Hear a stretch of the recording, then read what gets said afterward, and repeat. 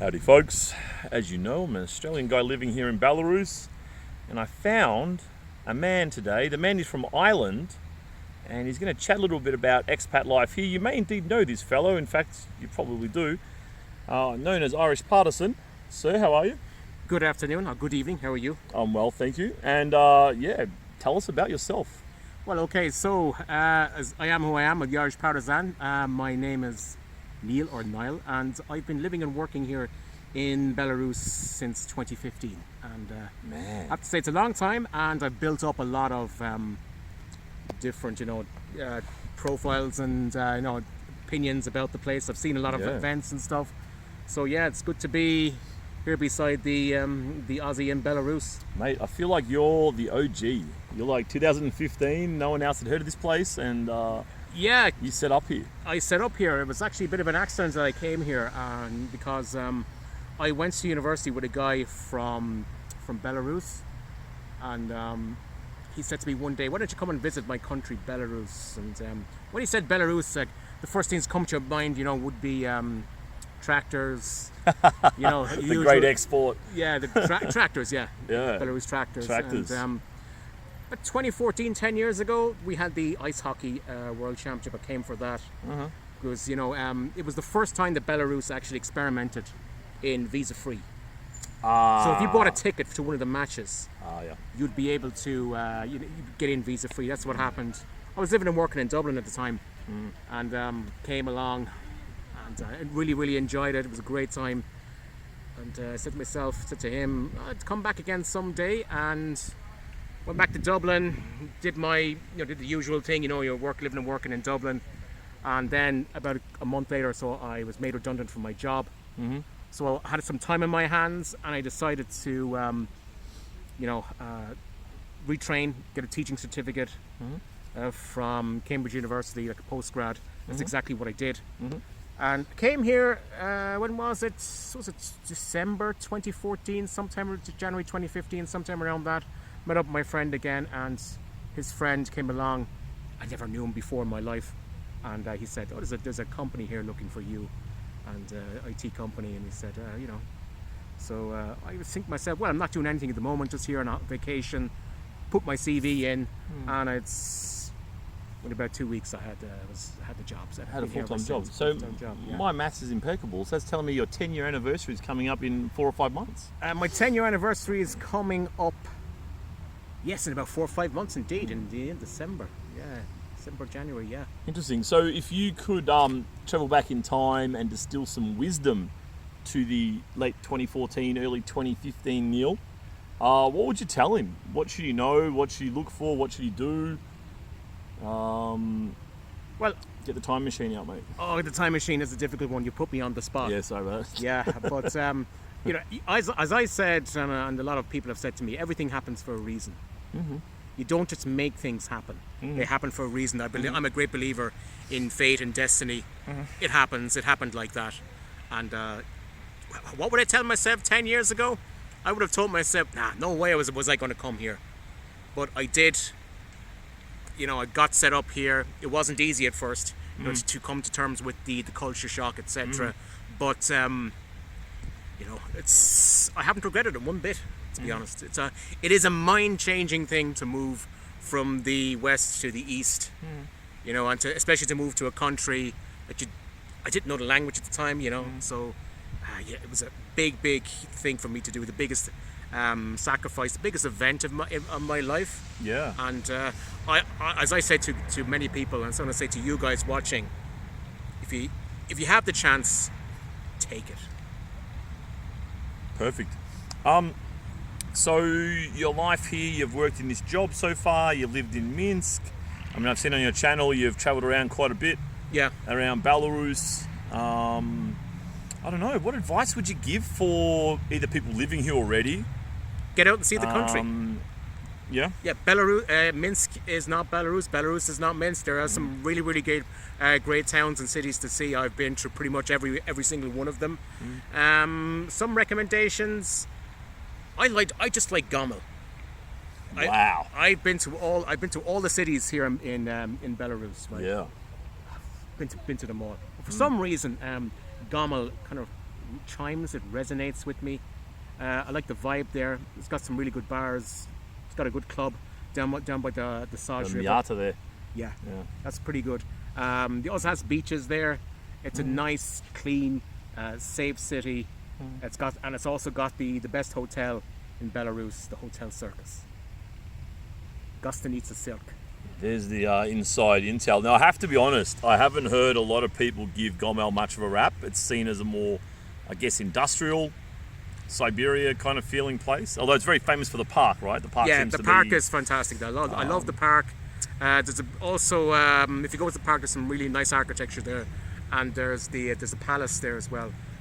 The name escapes me, but I'll be there probably next weekend. Oh, you will? Doing the filming, so.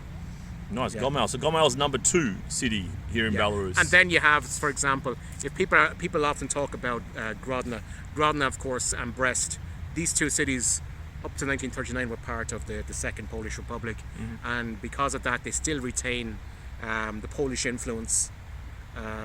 So when you go there, it doesn't feel like you're in Belarus. It feels like you're somewhere in Central Europe. But that's the nice thing about it. It's like if you go to Serbia. You go to Novi Sad, it feels like you're in Austria or Slovakia. Same thing with if you go to Brest or especially Grodno, it feels like you're in Poland or in Slovakia, parts of Hungary, whatever. It's the vibe. I like it there as well, but I like Gomel. It's just the way it is. Gomel. People have tastes, Yeah. preferences. So tell me about Belarusian people. What are they like? Okay, Belarusian people. I would regard Belarusian people as very hardworking, very phlegmatic people, pragmatic, very kind, courteous people, but not as open as, say, Irish people. They're very closed and natural. Due to their history, they're very kind of suspicious of outsiders. But when you get to know them, they're great. Yeah. Yeah, they're not as outgoing, say, as Russians or as Ukrainians. Definitely not. Yeah, but they're very helpful as well. I live in an apartment with a lot of grandmothers, babushki, and they all look out for me, and I look out for them, which is great. And the cats as well. Yeah. So they do tend to be. It's interesting because they're very friendly on the surface. Once you engage with them, they obviously won't come up to you necessarily and be friendly or anything. But if you engage a Belarusian person, they'll come across as very friendly in a very set kind of way. But then I guess kind of what you're saying as well is that it won't go further than that surface thing for a long time. But when it does go further, I mean, they really make bloody good long-term friends, I think. Absolutely. If you get past that once you get cold past phase. that cold phase, that screen, that cultural screen, they will make your best friends, pretty much. Yeah, I've definitely noticed a lot of people who just have one good friend or two good friends, and they don't call, we will call anyone we know a friend, essentially. Whereas here they don't do that, do they? Just have one good friend, often since kindergarten. I see this a lot. That's it. A lot of people, they get together in school or high school, whatever, and they just stay. It's the same in relation to couples and dating. The man and the woman, they've known each other for many years, and they get together, say, in their early 20s, and they remain for years. I mean, most young people meet through social circle. Definitely. I mean, so many times I've met people who just sat next to each other in class. And that was it. And then they just got used to each other, got together, or they were neighbours in the village, or some variant on this thing, on this same theme. Look at this for a dog. Oh, man. Look at that. Poochie. Poo-poo. Oh, wow, look at the contrast. This thing is half a horse, this thing is half a rat. What a big dog, yeah. That's what you like about it. You also have...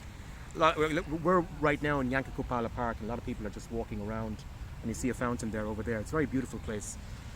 Just over there, there's the fountain. Yeah, there's a lot of outdoor spaces, isn't there? I feel like if you live in a city, you really need that. Yeah, definitely Minsk. I mean, this is what I like Minsk the most in that. Not only is this a clean city, it's a safe city. Everything runs on time. Everything runs according to plan. And also you have plenty of parks and open spaces. And it's beautiful here in the summer. As you can see all around us, trees, fountains, etc. You got everything here. A lot of different parks like Park Pobedi, Park Cheruskitsev, with your Gorky Park, and you also have, for example, you have Yankakupala Park where we're here right now. So It's funny. I mean, we've spoken about the safety and the cleanliness so many times. oh, it's like, look at the ground there. Like yeah. you could actually You could eat your off dinner, it. eat your You dinner could off the eat floor off there. it, Yeah. really. It is effectively, in terms of at least surface level infrastructure, very much a first world country, very much a developed country. I mean, you can't really drink the tap water necessarily, although it depends where you are in the city in terms of And how this is a adventurous you point want to that get. I want to make as well as the public services here, especially the healthcare system is really good here. And it's on par with a lot of European Union countries. And I'm speaking from my own experience of dealing with both public and both private healthcare as well. I've been to my local public state health clinics, and I've got really good healthcare. For example, I broke my right arm about 3 or 4 years ago cycling, and I went to the state hospital and I was seen to within about 15 minutes. That's completely unheard of back home. Yeah. And I was shocked and I was surprised at how efficient and how good the doctors and health officials here were, healthcare staff were, nurses, everything. So Yeah, I've had similar up. experiences, Yeah. I have to say. I just had my teeth cleaned and scaled and checked for cavities. I paid 72 rubles, which is maybe 22 US dollars. 20, Something 25 like US this, dollars in like here. crazy. Yeah. I mean, it's just it costs 150 in Australia. Yeah, pretty much. And just professional. I mean, they're well trained. I mean, like anywhere, Google review is king, right? I mean, that's what dictates demand and who goes where. Yeah. What was the other thing you mentioned I wanted to bring up? There's the safety. On time. I remember catching the train back from Gomel, and we were approaching the Vauxhall, and we just kind of slowed down, and I realized I was slowing down so that we got pulled in right on the friggin' second, like German style. It was just hilarious. Like 3 minutes of rolling so that we would get there. 59. No. Dude stopped. Yeah. It was just crazy. Amazing, how isn't well it? Like, organised. you try travel on Irish Rail, and to get on time, to get a train on time, it's like Mission Impossible. Yeah, I just had my Telegram open, then messaging you, and my mate in Melbourne, he just sent me a whole string of messages. The last one was I'm stranded on a train.